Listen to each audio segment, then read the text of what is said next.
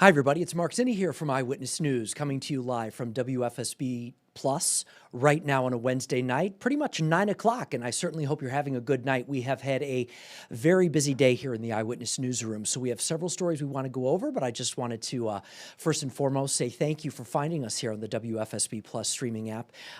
We are bringing you so much content here pretty much all day and all night, and I know the plan is to just keep expanding that in the weeks and months to come, because where you are watching this right now is really where the future is these days. Of course, everybody's got, whether it's Paramount Plus or Netflix or Disney Plus, you name them. There are a lot of apps out there on our smart televisions, and we're all paying all kinds of fees every month for these apps. But you know what? Right here on WFSB Plus, it is completely free. You don't pay anything. You get to watch Channel 3 Eyewitness News whenever we're airing, and we air it live here on WFSB Plus. Tonight, Mark Robbins was streaming and calling a local basketball game. You're going to see local sports content that you don't see anywhere else as well. And of course, we are your home for the Huskies. Everything UConn you can get here all the time. So we are really excited to be bringing this to you as we do it pretty much around the clock. The morning team bringing updates on a regular basis as well, and right through the evening. And I'm happy to be with you right now at 9 o'clock again on a Wednesday night. You know, the first story I want to talk to you about right now, there's a pretty good chance, right? No matter where you work, whether you're in school, whatever the case may be, a lot of people are sick. I know personally we've been dealing with this in my house, my family, people in the newsroom have been dealing with it at home as well. It is going around. Whatever it is, there's all kinds of things happening, but the flu in particular has been on the rise. As a matter of fact, the numbers are up pretty dramatically right now here in Connecticut. Channel 3's Luke Hydash, he filed this report earlier today from the New London area because he spoke with some officials down there, and he has some pretty good advice if you are dealing with this. So again, here is Channel 3's Luke Hydash bringing you this report right now. There's lots of flu, and if you don't have it, you know somebody that does. Flu cases are plaguing Connecticut. The Department of Health says there have been more than 21,000 cases this season in our state, nearly 1,800 people hospitalized, and 41 deaths. Dr. Craig Middleman runs the emergency room at L&M. It's one of the largest respiratory seasons that we've had in quite a few years. The flu is up by 42% when compared to last year. He says people who are immunocompromised, have other health problems. The young and the old should all go to the ER if they need it. If you're a healthy person with typical flu symptoms, of course the ER will help, but there are other options. Telehealth or your primary care visit or an urgent care visit is an excellent way to go about getting reassurance. Treatment. I'd rather sit down with a doctor and have a one-to-one conversation. No matter how sick, Sharon Arthur wants in-person care and gets her flu shot every year. It do not prevent you from getting the flu, but it won't be as severe. Doctors agree and say it is not too late to get your flu shot. While this year's vaccine is not a perfect match for the H3N2 variant that we're seeing, getting the vaccine helps to prevent serious illness, helps to prevent hospitalizations, and most importantly, helps to prevent death. All right, that was Channel 3's Luke Hydash reporting. It's pretty scary to think. Here we are in the early part of the season right now, and I believe the number is just over 40 when it comes to deaths. Obviously, thousands of people dealing with the flu and hospitals seeing an increase as well. So you just want to be careful. I'm certainly not a doctor, but I know in my case, I just, wash my hands, do what I got to do, make sure you don't get too close to people, especially if they're not feeling well or anything like that. So keep that in mind as we make our way through. And remember what the doctor said right there. If you didn't get your shot yet, I got mine at Stop and Shop, I think back in October. Really easy to do, no side effects in my case, and what was done is done, and now hopefully going forward we can all stay healthy. Another big story that we've been following today, obviously, for quite some time now, we have been dealing with, for several days, I guess, since the former police chief in New Haven suddenly stepped down amid that investigation about some money being spent, some misappropriation and things along those lines. What I'm trying to say.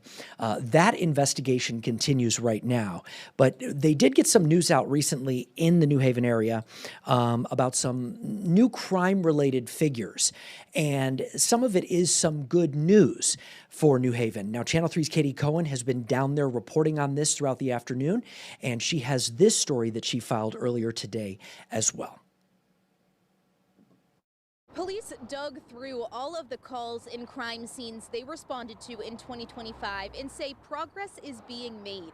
A big part of that is people coming forward with information that is helpful to investigations. But while the numbers say the city is safer, not everyone feels that way. I feel safe, but at the same time, I want to say crime doesn't feel as much as down. I still feel like I have to keep my guard up. That's the response from many people who live in New Haven, despite police announcing the city's crime rate dropped 23% in 2025.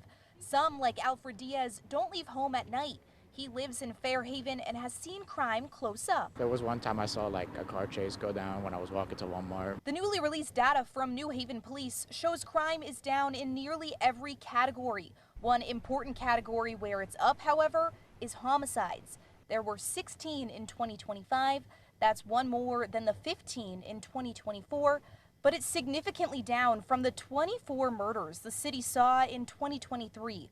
Overall, gun violence plummeted 44%. These decreases are significant because any act of gun violence could result in someone being hurt, injured, or worse. There were also fewer rapes, robberies, and assaults reported. One statistic that sticks out, car thefts. While the rate was down from 2024, city leaders say there's work to be done. This is a nationwide trend that we saw post-COVID. And as folks are well aware, there's some of this was driven by the Kia Boys and viral videos where young people could easily hotwire a car and steal. Much of this progress is thanks to new cameras. There are now 500 across the city. Red light and speed cameras are coming this year. Police have also been using drones and license plate readers in investigations. Something new you'll see more in 2026, walking patrols. Now some of those newer recruits will find themselves on walking beats in the neighborhoods based on the concerns and the desires of the community. We asked New Haven residents what they want to see from police. Those walking patrols were high on the list. Station more people, station a little bit more guards, make the city a little bit more brighter. There's a lot of dark areas in the city. Police say they plan to continue targeting youth offenders, not only getting them off the streets after they have committed a crime, but finding those who are most at risk and getting them into educational programs. Your reporter in New Haven, Katie Cohen, Channel 3 Eyewitness News. All right, Katie Cohen reporting for us tonight right there in New Haven. We will have more on that story as well coming up when you join us on the Wax at 10 o'clock. And,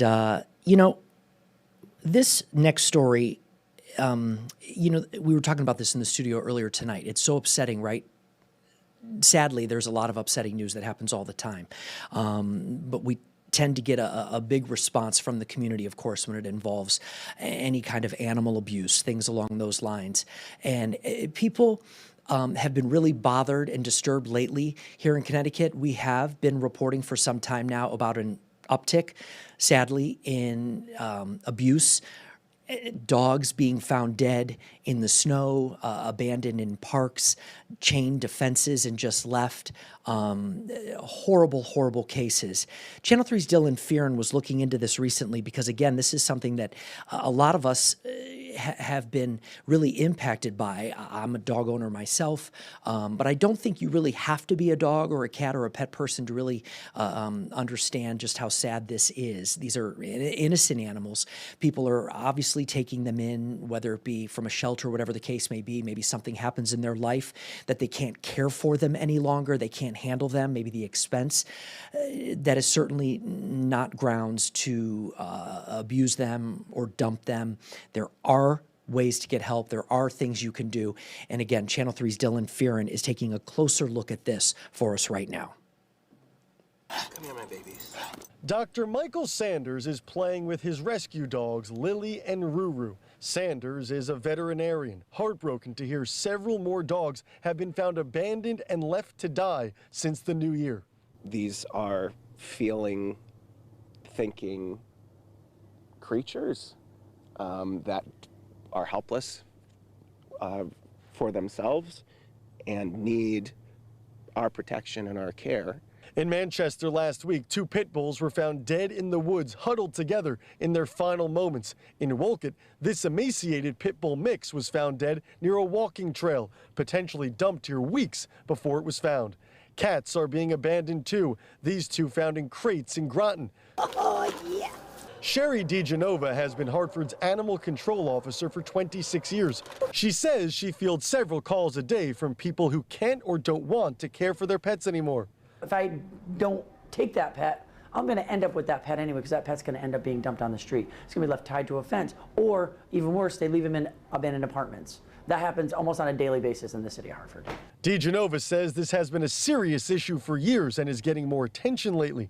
Animal shelters and rescues are full or close to it, and caring for your pet can get expensive. Bill Fisher is out with his golden retriever, Sasha.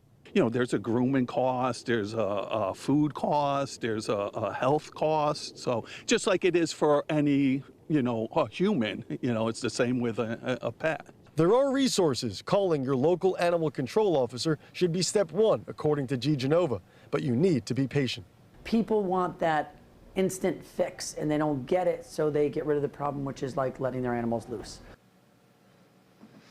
That was Channel 3's Dylan Fearon reporting. Again, there are options for anyone out there who may be having a hard time with their pet. This certainly is something to keep in mind going forward. We just want to try and eliminate these kinds of horrific cases of animal abuse. Obviously, you can face some kind of criminal punishment, but it's just also an awful, awful thing to do. So start by contacting your local shelter, maybe the local police department, something along those lines if you're in a desperate situation. Okay, last but not least, I want to show you a story that I recently did. Right before Christmas, we went to Mohawk Mountain, myself and my coworker Andy, my photographer for this particular story. And it's really interesting. He's a big skier himself. I used to be a skier, not anymore, but he's a big skier right now. So he was excited to go as well. We went to Cornwall as part of this initiative that Channel 3 and our parent company, Gray Media, is all a part of right now, called We the People.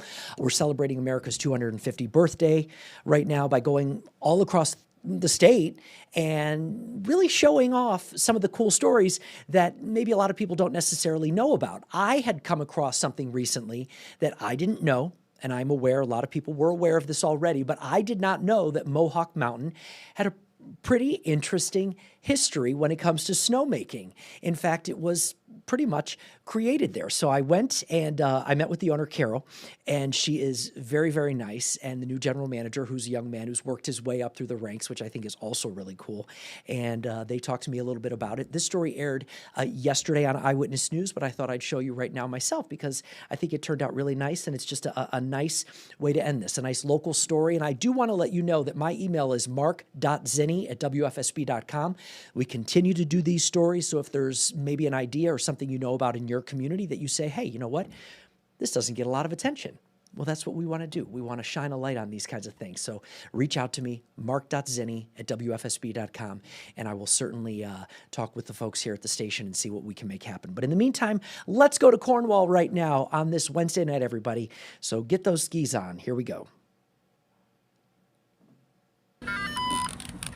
You have your pick of where to hit the slopes when the weather cooperates in Connecticut, but what you maybe don't know is at Mohawk Mountain in Cornwall, you're at an original. What season is this? 78, I think. You can lose track. Yeah.